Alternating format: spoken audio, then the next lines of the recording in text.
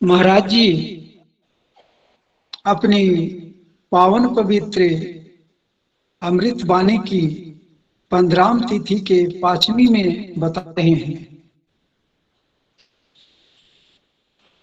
पंचमी प्रीतम जान लो शबना है भगवान। आज तक हम लोग भटकते थे, परमात्मा को खोजने के लिए हम लोग जगह जगह दौड़ते रहे। कभी हरिद्वार, कभी मथुरा, कभी कहाँ, कभी तीर्थ व्रतों में व्यस्त रहे, कभी गंगा स्नान तो कभी जमुना स्नान। लेकिन महाराज जी हमें सच सच बता रहे हैं, हम थोड़ी ध्यान देकर सुने। महाराज जी बता रहे हैं, पंचमी प्रीतम जान लो शबना है भगवान। महाराज जी बता रहे हैं कि परम पिता परमेश्वर तो उनको भक्त से यहाँ आपको मिल, ऐसा नहीं है कि वे कहीं इस स्थान पर रहते हैं, कोई मंदिर मस्जिद या कोई धार्मिक स्थान में रहते हैं। मंदिर मस्जिद गुरुद्वारे जो भी हैं उनके नाम पर बने हैं, वहां बैठकर परमात्मा की चर्चा की जाती है, इसलिए बने हैं। लेकिन परमात्मा तो सभी जगह पर हैं और हम ही सभी जीव हैं, सभी आत्मा हैं। तो हमारे गुरु रविदास महाराज जी वहां पर हमारा बन रहे हैं जिसके ऊपर कोई है ही नहीं, जो पूरी सृष्टि को बनाए हैं और उससे ऊपर कोई है ही नहीं। महाराज जी की वाणी है, रथ में सत्य स्वरूप था वही अविनाशी मद व्यापक हो रहा इसको मन तू जाओ। अंत समय भी रहोगे निरंकार प्रताप मन बानी करके भजो मुंचित किल विष पाओ। महाराज जी बता रहे हैं कि वे परमात्मा जो सभी जीवों में व्याप्त हैं और जो सबसे पहले भी था, अभी भी है, और ये जब पूरी दुनिया खत्म हो जाएगी तब भी रहेंगे। तो हमारी बुझ कहाँ, तो कि जिस के ऊपर कोई है ही नहीं, वहां पर महाराज जी हमारा संबंध बना रहे हैं। महाराज जी बता रहे हैं वे हम ही में हैं, जो ये हमने त्रिगत जौन अचेत संभव पुण्य पाप सोच मानु का अवतार दुर्लभ तिल संगत पोच। हम की जो 84 लाख जोनियों में से एक विशेष जोनि जो मानुष तन का मिला है, उसी में ये परमात्मा की प्राप्ति हो सकती है। तो इस लाइन में महाराज ये बताए हैं कि वे प्रभु की खोज के लिए जो हम दर भटकते हैं उसे भटकता नहीं है। हम सदगुरु की शरण ग्रहण करें, उनके वचन को माने और उनके द्वारा दिए गए जो नाम दान है उनका हम नाम दान लेकर के कमाई करें, सिमरन करें और मानवता की सेवा करेंगे। जब ऐसा हम करेंगे धीरे धीरे हम उनके करीब पहुंच जाएंगे। तो महाराज जी हमें ये बता रहे हैं कि मैं ताहि को पूजू जा का गांव न ठाऊं। वे कोई देवी देवता के, पत्थरों के जो देवी देवता बना दिए गए हैं और मंदिर में और जगह जगह रखे गए हैं, उन सभी से हट कर करके जो सबसे ऊपर है उन्हीं की पूजा कर रहे हैं। मैं ताहि को पूजू जा का गांव न ठाऊं, सो ठाकुर कैसे संपत्ति समाना। जो इतने बड़े ब्रह्मांड को बनाने वाले एक जगह कैसे रह सकते हैं। सब घट अंतर रमस निरंतर मैं देखत हूं नहीं जाना। तो हम कैसे देखेंगे जब हम गुरु के पास जाएंगे, उनसे दीक्षा लेंगे, उनकी वाणियों को समझेंगे, हृदय में धारण करेंगे और मानवता की सेवा करेंगे। तो इस लाइन में महाराज जी ये बता रहे हैं, सब ना जब सभी में भगवान व्याप्त है, तो जिस जीव को ये समझ में आ जाता है कि प्रभु परमात्मा सभी में व्याप्त है, जीव किसी के साथ भी दुर्व्यवहार नहीं करता है, किसी के साथ झगड़ा नहीं करता है। वह मंद से मंद बुद्धि वाले के साथ भी कोई दलाली का काम या धोखे का काम नहीं करता है। इस तरह से अपनी इस प्रथम लाइन में महाराज जी बताए हैं कि जो अपने आप का जो विचार कर नहीं है, वो जिसको पता हो जाता है हर है हर अपनो जिन गोविंद है, सब गोविंद है, तो प्रभु लेकिन हम नहीं है, लेकिन मक्खन निकालने के लिए हमको घालना पड़ेगा, क्रिया करना पड़ेगा, हम उसे प्राप्त होंगे। आगे महाराज जी बता रहे, ब्राह्मण आदि सिमरते कोई न पाया अंत। महाराज जी बता रहे हैं कि जो परम पिता परमेश्वर है, जिनकी महिमा अपरम, कोई भी व्यक्ति, कोई भी जीव उससे पूर्ण रूप से व्याख्या करते हैं। शिव सनकादिक अंत नावे, ब्रह्मा खोजत जन्म गंवावे। इतने बड़े बड़े देवता भी थक जाते हैं। तो इस वाणी में महाराज जी बताए कि ब्राह्मण आदि कोई न पाया अंत। अब इसमें ब्राह्मण शब्द आया है, तो ऐसा कुछ महाराज नहीं बताए हैं कि जो यहाँ के कुछ लोगों ने हम मनुष्यों को उच्च वर्ग और नीच वर्ग जो बना दिया है, वैसे तभी जीव परमात्मा के बनाए हुए हैं। तो जो उनकी साधना करता है, ब्रह्म तत्व जिज्ञासा करता है, ब्रह्म तत्व को जानता है, वही ब्राह्मण है। वह यहाँ के बनाए हुए लोगों के अनुसार वह चमार हो, डो पंडित तो भी हो, लेकिन वह प्रभु ने तो कोई ऐसी जाति बनाई ही नहीं थी। प्रभु तो मेल और फीमेल, स्त्री पुरुष दोनों बनाए। तो जो प्रभु का जो भजन करते हैं, उस ब्रह्म तत्व को पाता है, वही ब्राह्मण होता है। तो अंत उसे नहीं पा सकते हैं।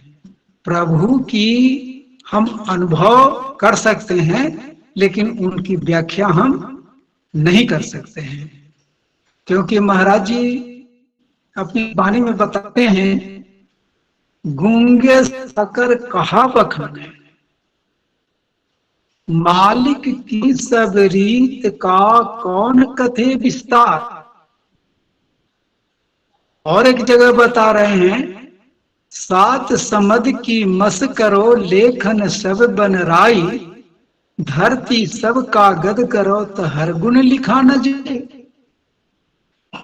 महाराज जी अपनी कई एक जगह वाणियां बताए हैं कि यदि सातों समुद्र की स्याही बना दी जाए, जितने वनस्पति है उसकी कलम बना दी जाए, और पूरे धरती को कागज बना की प्रभु की परमात्मा की जब वर्णन की जाए तब भी पूरा नहीं मिल सकता है। इस तरह से कैया के शब्द में हमें महाराज जी बताते हैं कि ब्राह्मण आदि सिमरते कोई न पाया अन्न, उसकी वर्णन नहीं पूरा कर सकते हैं। हम उसे पा ले सकते हैं, अनुभव कर ले सकते हैं, लेकिन उनका वर्णन कर सकते हैं। महाराज जी तो अपना स्वयं लिखते हैं, प्रेम भक्त के पार ने कहर दास चमार। जब परमात्मा जब आपकी प्रीति होगी तो थोड़ी सी एकाध मिनट आप उसकी व्याख्या कर सकते हैं। आज हम लोग जो व्याख्या कर रहे हैं यहाँ, इसका कोई ऐसी शक्ति नहीं है। हम लोग थोड़ी सी प्रयास करे हैं और प्रभु की कृपा हुई है, तभी मैं यहाँ बोल रहा हूँ, उनकी वर्णन कर रहा हूँ। ब्राह्मण आदि सिमरते कोई न पाया, पंच तत्व की रचना है जो दिखे आकार। राजी बता रहे हैं कि जो मनुष्य का शरीर है तत्व से बने हैं, जो 84 लाख योनियों से एक विशेष तरह के है। ऐसा अजब बनाया तन मन शीश लगाए, महाराज जी की वाणी है। ऐसा अजब बनाया तन मन शीश लगाए, इसमें तन और मन ऐसा बनाया है कि कोई और जीव में इस तरह का बुद्धि नहीं है। पंच तत्व की रचना है, इसमें क्षिति जल पावक गगन समीरा, पंच मिले रच दिया शरीरा। और तिसमें होवे लीन सब लीला प्रभ अपार। महाराज जी बता रहे हैं इसमें अग्नि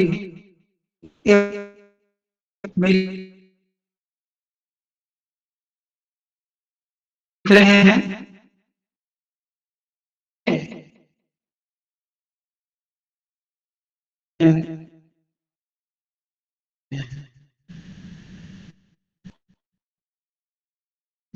की ना भी माही मन मन उदास। इस तरह से मृत्यु नाभि से है, लेकिन घास में जंगलों में ढूंढते हैं। तरह से हम जो इंसान हैं, तो जब तक हम गुरु की शरण में नहीं जाएंगे तो ये वो कहाँ है, और हम मंदिर में तीर्थ तालाबों में उठते रहेंगे और आने के लिए हम धूप और की यात्रा करके हम भटक रहेंगे। तो महाराज बता रहे हैं की रचना है जो है आकार, इसमें सब लीला प्रभाव। और जब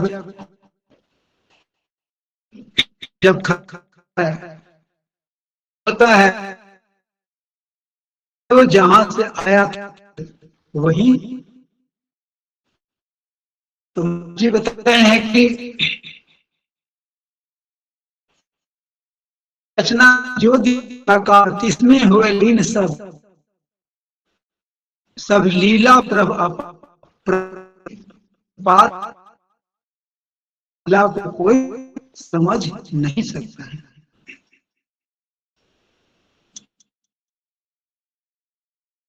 कि पार्टी को उतरा से नचते देखा दौड़ियों फिरते हैं।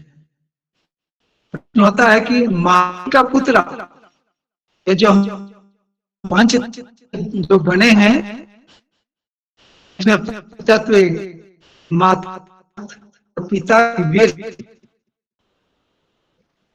ये जीव की निर्माण होता है। तो प्रश्न होता है कि माटी का कैसे है?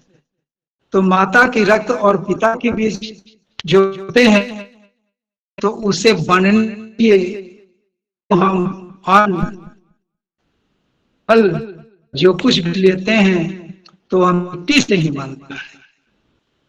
तो कुछ उपजता है खाने का, मिट्टी से ही उपजता है। इसलिए महाराज जी बताएं कि माटी को पुतरा, और जब हम ये शरीर समाप्त है पुनः राख हो जाता है मिट्टी में, और जो आत्मा जो श्वास रूपी जो है वे हवा में उड़ जाते हैं। तो पंच तत्व की रचना है जो दिखे आकार, इसमें होवे लीन सब लीला प्रभु अपार। तो इस तरह से महाराज जी बता रहे हैं कि ये पंच तत्व की रचना झूठ है तब भला सरल सुख स्वामी।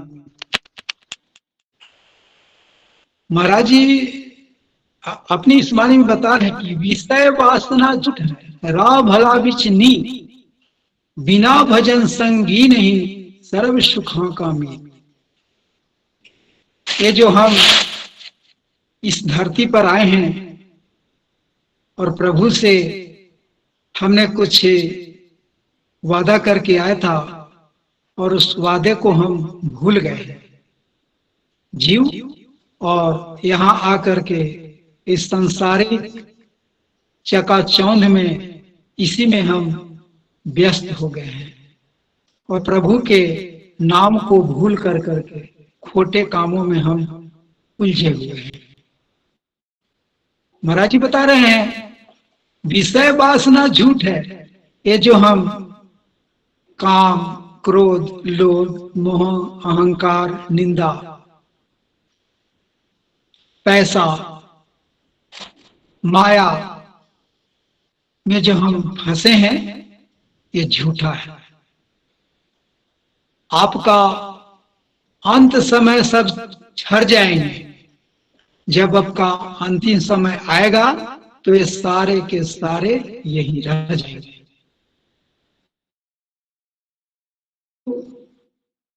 इस पर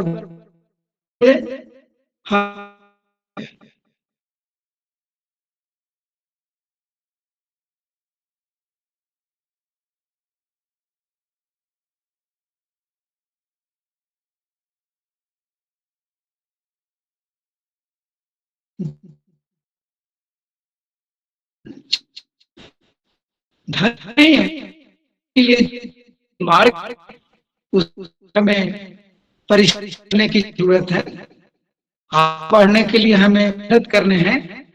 और महाराज जी बताते हैं इसमें कि जिह्वा से ओंकार हथन सो करकार राम मिलकर आय कर सतभा कह रविदास।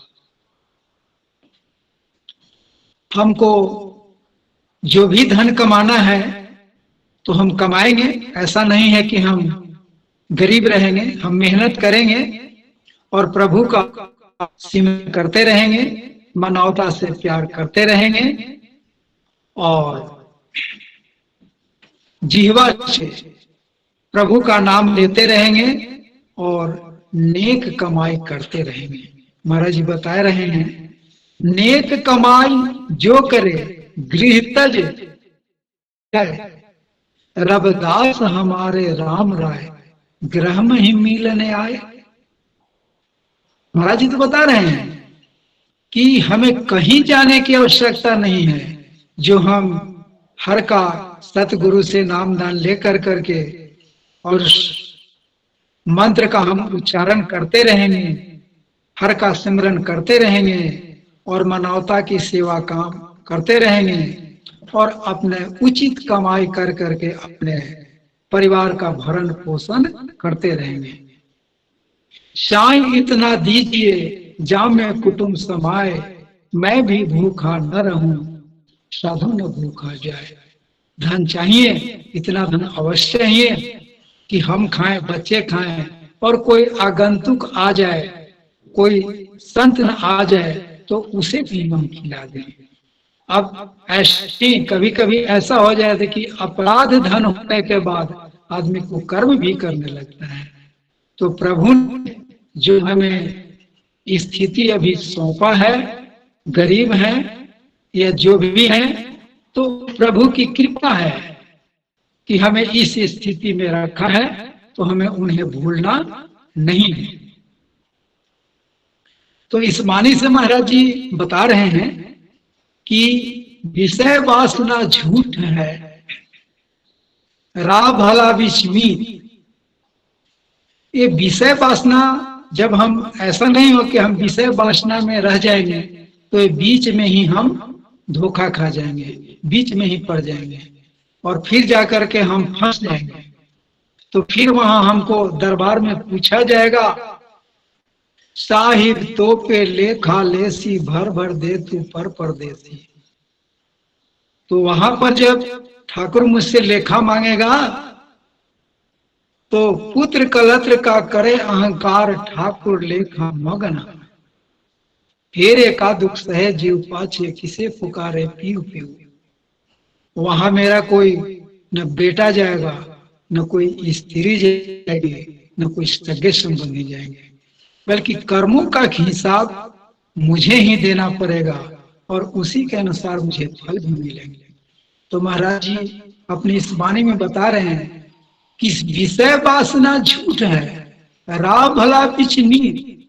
अपने आप को आप समझ लीजिए, आप विचारे सो ज्ञानी हुए और इस संसार में उलझिए नहीं। ये बाजीगर की बाजी है संसार। तो हमारे गुरु महाराज जी बता रहे हैं कि बाजीगर की बाजी में मत उलझिए, बाजीगर सो रच रही हो बाजी का मर्म न जाना। जिस प्रभु ने इस संसार की रचना की है तो वे उनकी खेल है, ये संसार खेल है, तो उनकी खेल में मत उलझिए, बल्कि प्रभु से प्रेम भक्ति करिए। बाजीगर से प्रीति जब हम करेंगे, परमात्मा का सिमरन करेंगे, तो ठीक है कि हम सभी जगह ये दिखाई पड़ेंगे कि सब में है, सब में है।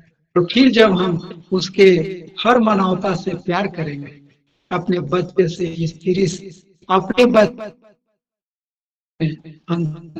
नहीं दी